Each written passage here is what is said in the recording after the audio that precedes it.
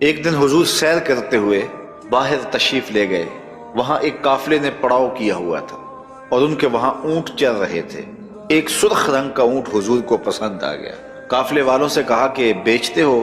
انہوں نے کہا جی ہم بیچتے ہیں۔ کتنے کا بیچتے ہو؟ کہا اتنے کا۔ سودا طے ہو گیا۔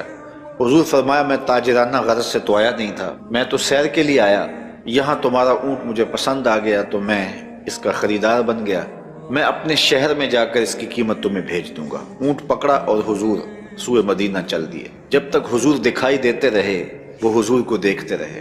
جب نظروں سے اوجھل ہو گئے تو دل پہ ہاتھ رکھ کے کھڑے ہو گئے۔ تھوڑی دیر کے بعد جب سکتے سے باہر آئے تو ایک دوسرے سے پوچھنے لگے کہ ایک شخص آیا اور وہ تم سے اونٹ لے گیا، تم نے نہ اس کا پتہ پوچھا، نہ کوئی اس نے ضامن دیا، اور نہ تم میں سے اسے کوئی جانتا ہے۔ یار سب کی عقل پہ پردہ آ گیا، کسی نے اس کا پتہ پوچھ لیا ہوتا۔ ایک بولا یار جب وہ بات کرتا تھا اس کے منہ سے پھول جھڑتے تھے۔ دوسرا کہنے لگا جب وہ مسکراتا تھا تو سامنے والے پہاڑوں پہ عکس پڑتا تھا۔ ایک کہنے لگا میں تو اس کی آنکھیں ہی دیکھتا رہ گیا۔ کہا جو بھی ہوا تم اس کے حسن میں کھو گئے اور وہ اپنے حسن کا جادو جگا کے قیمتی اونٹ ہتھیا کے لے گیا۔ تو جب انہوں نے یہ بات کہی تو امام زرقانی لکھتے ہیں کہ اب تک خاموش بیٹھی قافلے کے سردار کی بیوی نے خیمے کا پردہ سرکایا اور ان سے مخاطب ہو کے کہا خبردار اس کے خلاف کوئی بات کی، اللہ کی قسم میں نے ایسا شخص دیکھا ہے کہ جس کا چہرہ چاند کا ٹکڑا ہے، خبردار اس کے خلاف کوئی بات کی، اس کی ضمانت میں دیتی ہوں، اگر وہ قیمت نہ دینے آیا تو قیمت مجھ سے وصول کر لینا۔ انہوں نے کہا اچھا تو اسے جانتی ہے؟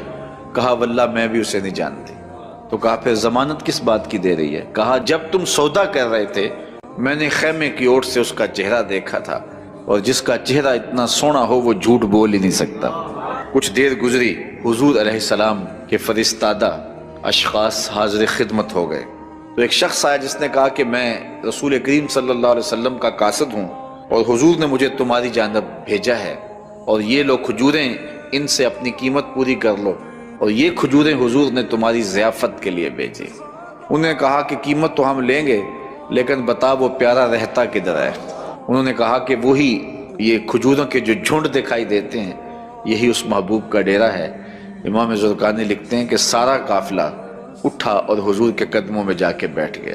سب نے اسلام کی دولت حاصل کی تو حضور کا چہرہ ہی اتنا خوبصورت تھا کہ جو دیکھتا تو پھر دیکھتا ہی رہ جاتا۔